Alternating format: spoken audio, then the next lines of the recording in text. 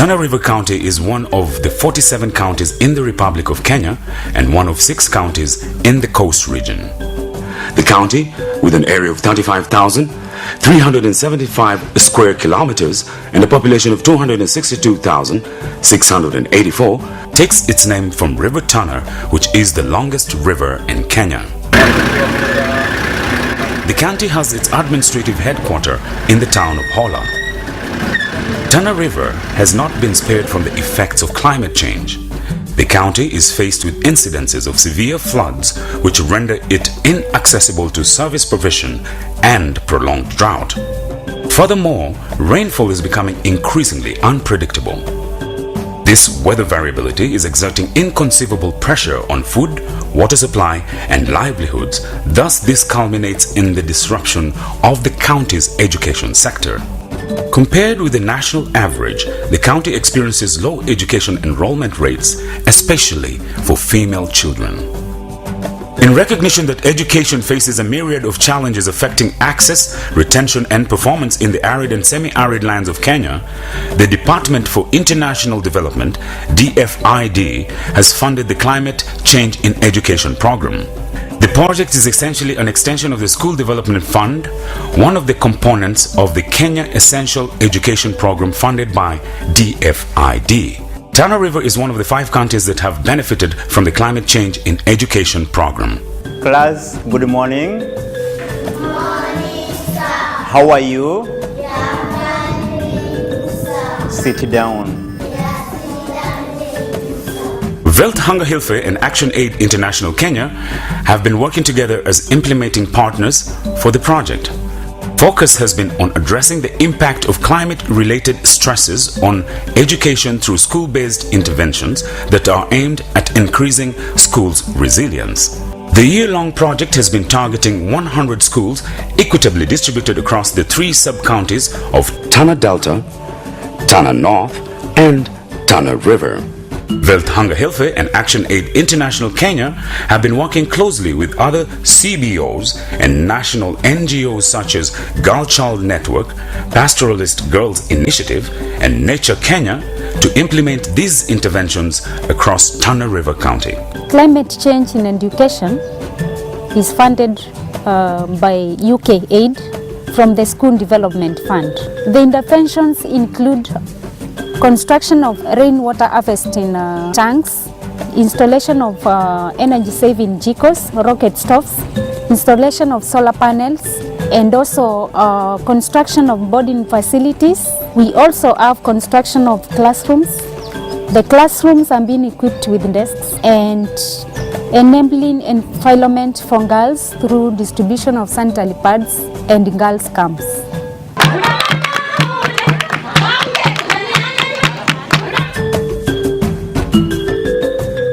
We pick up from Maweni Primary School, where a school enrollment drive has been organized by Hunger Hilfe with support from both the national and county governments. The enrollment drive is aimed at sensitizing the surrounding community on the importance of taking their children to school. Emphasis is especially made on the value of educating the girl child and ending the outdated cultural practices of early marriages.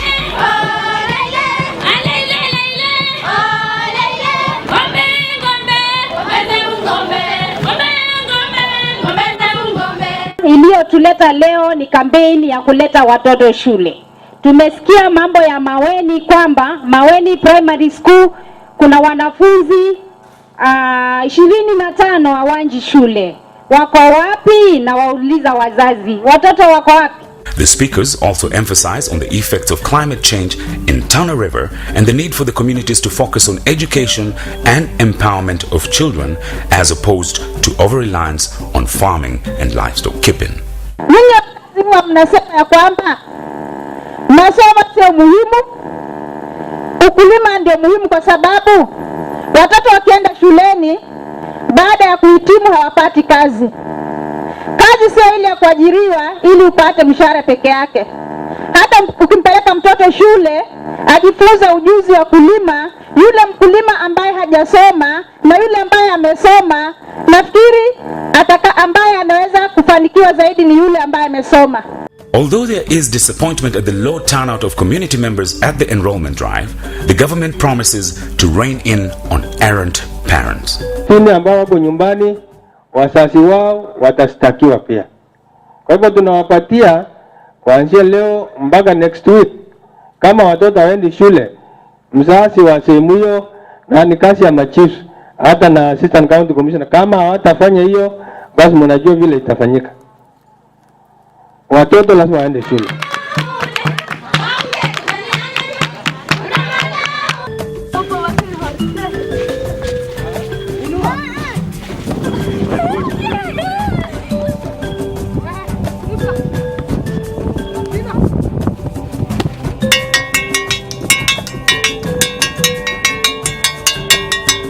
Over the years, school infrastructure in Tana River has been characterized by poor design, planning, use of low-quality construction material, and mediocre workmanship. Most infrastructure has been put in place to accommodate learners without due consideration to the effects of weather, gender, and disability amongst other factors. As a result, the infrastructure is not spacious enough to allow for free circulation of air to withstand the effects of heat, strong winds, and even rain. Some students, as is the case with Chanani Primary, even end up sitting on the floor due to inadequate classroom facilities. This hazardous learning environment means the children are at risk of harm and injuries, resulting in a negative impact on learning outcomes. The Climate Change in Education project has facilitated construction of climate-friendly classrooms that are adaptive to the local climate to create a conducive and friendly learning environment. In addition, desks that are made of alternative material to timber have also been supplied. Even as the Class 4 students of Mitobini Primary are excited about their new classroom, the rest of the pupils are hopeful that soon it will be their turn to enjoy decent classroom infrastructure. It is, however, noteworthy that plenty more still needs to be done to ensure the children in Tana River County can fully enjoy their right to education. The needs within the communities are more than the funds allocated. This is in terms of the classrooms, sanitation facilities, boarding facilities, and we still have a gap in sensitizing our communities, mobilizing our communities through the enrollment drives.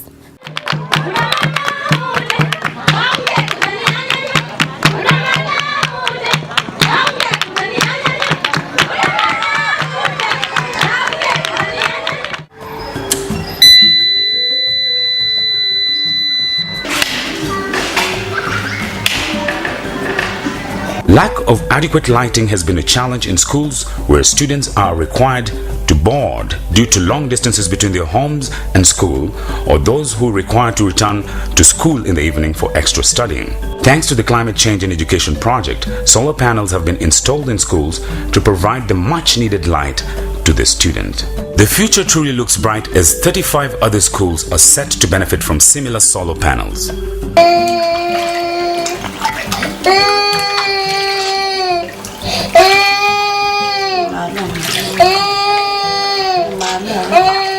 Communities in Tana River are highly dependent on inefficient energy sources due to the unaffordability, inaccessibility, and lack of knowledge and awareness of efficient, sustainable energy sources.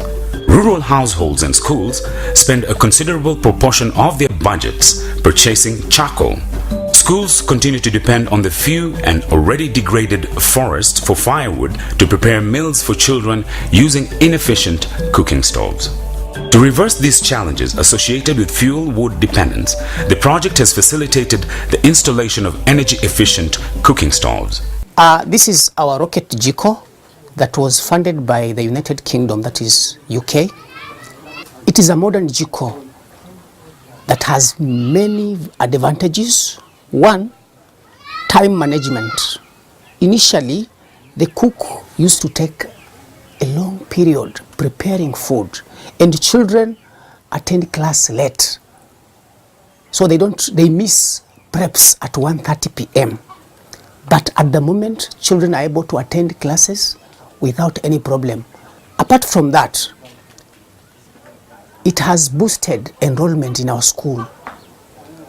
Right now we have girls outnumbering boys.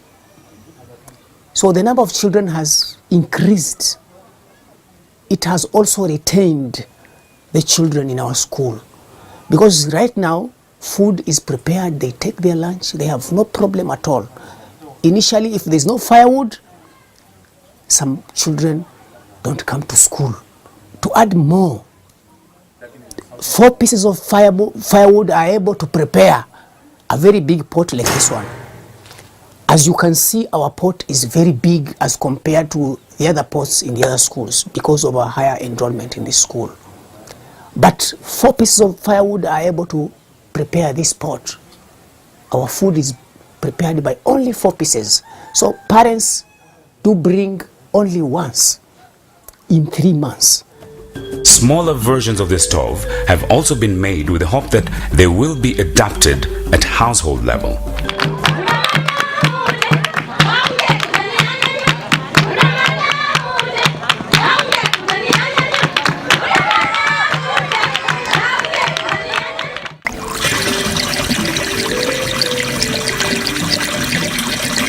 In majority of the schools in Tana River, access to clean, safe drinking water as well as sanitation facilities is limited. This has directly impacted enrollment, attendance and retention for boys and particularly girls due to waterborne diseases as students are forced to use unhygienic and sometimes hazardous facilities. This situation is usually compounded in times of drought as children are forced to trek long distances in search of water. Rainwater harvesting tanks have been constructed in partnership with community members, and it is anticipated that access to clean and safe drinking water will reduce waterborne diseases which contribute to low attendance rates. Huu muradi umeleta manufaa hapa kwetu kwa sababu siku za nyuma watoto walikuwa wakihangaika asubuhi kubiringishana na mambo ya jerken ya maji kuja nayo shule ili wapate usaidizi wa kupikiwa chakula na hata kusaidia walimu ili wasumie na shida ya maji.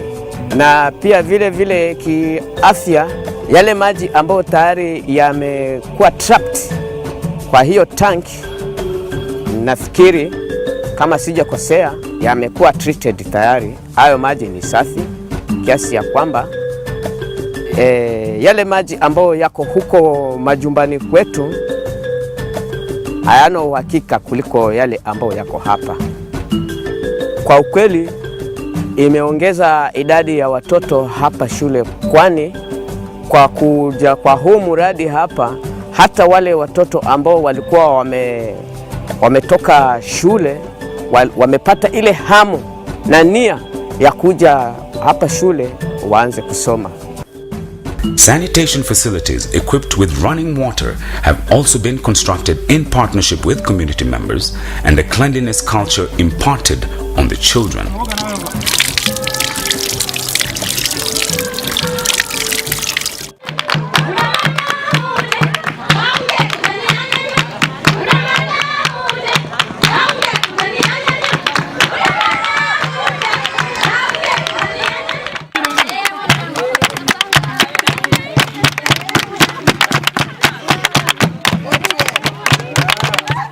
In order to ensure the gains made on this project are sustainable, environmental clubs have been established and members equipped with knowledge and skills on environmental conservation.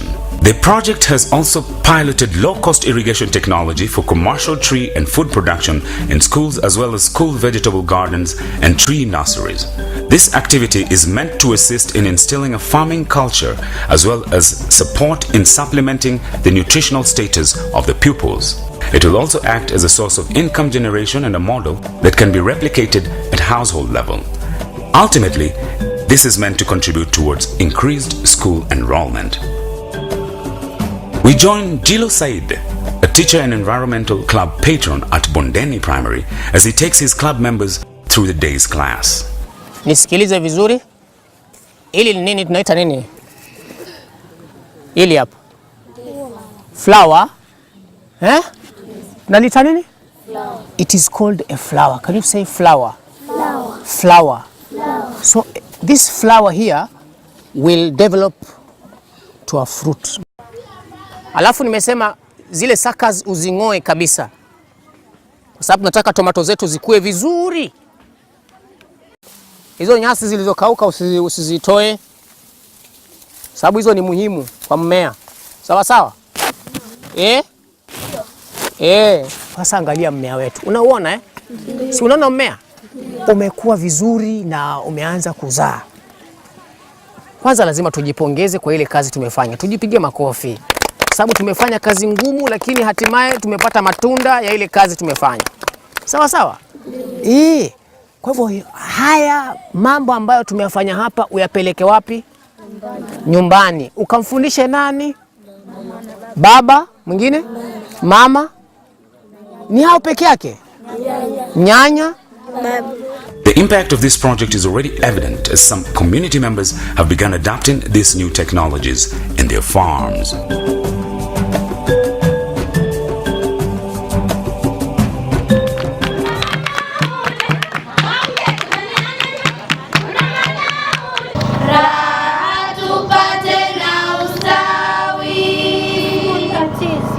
Early marriages, early pregnancies, and preference of boys over girls in education are common barriers to girls attending school in Tana River. Girls' camps are being organized during school holidays so as to empower the girl child with life skills and knowledge of child rights. The project targets to reach 1,500 girls in all the 100 targeted schools. Through these camps, the girls have an opportunity to share their concerns and lobby for support and for establishment of girl-friendly schools. This will also enable them to challenge the social norms and also claim their rights of duty bearers. Hizi camps ambazo zimeletwa hapa kwa ajili ya wasichana tumeona zikiwa zinatusaidia sana. Kwa sababu kabla hizi camps zianze kulikuwa na shida, wanafunzi wasichana haswa hawakuwa wanafanya vizuri katika masomo yao. Hasa wakati wanapokuwa katika hali ile yao ya mwezi, wanakosa vitu vile vya kujisaidia wakati huo. Lakini hizo camps ambazo walikuwa wanaenda wanasaidiwa na vitu kama hivyo. Wakisaidiwa sasa wanaweza kukaa shule, wanasoma vizuri, hata wanaibuka wanashika namba nzuri katika darasa. Na pia zamani enrollment yao, yani idadi ya wasichana kwa shule ilikuwa chache sana. Lakini sasa hii tukiangalia hata katika statistics za shule, utakuta katika madarasa haya ya bondeni wasichana sasa hii wamekuwa wengi, na pia wazazi wao zamani walikuwa wakikataa kutoa watoto wao kuja shule. Walikuwa wanaona kama msichana hana faida, kwa sababu anaweza baada ya kusoma ataenda kuolewa. Lakini baada ya kuhudhuria hizo camps zimesaidia watoto na hata wazazi.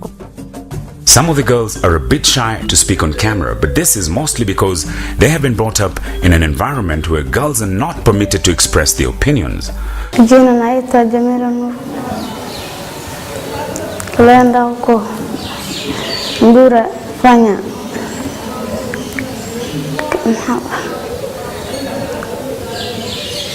clubs, kusomeshwa mambo mengi sana. Kwa majina naitwa Kamar Sai. Tulipoenda kwenye kampu tumefunzwa wordship, leadership, coconuts, mentally,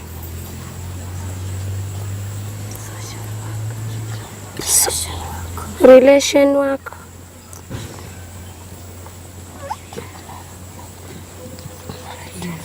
With more such interventions, the ability of these girls to confidently participate in community affairs will be greatly enhanced.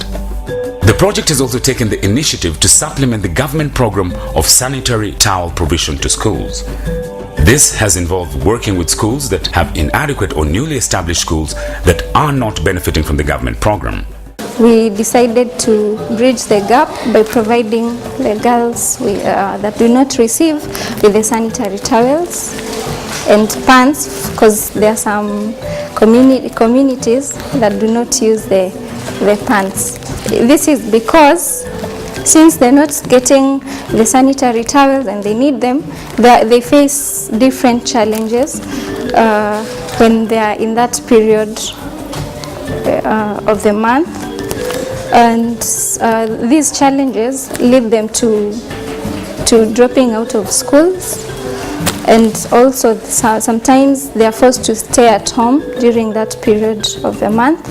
By providing them with these sanitary towels, we hope that the attendance and enrollment will increase, and those who drop out because they don't receive the sanitary towels will be able to stay at school, or they'll come back to school, leading to an increase in the enrollment, attendance, as well as performance, because if they attend all the class sessions, they'll be able to benefit more in school, and they'll perform better.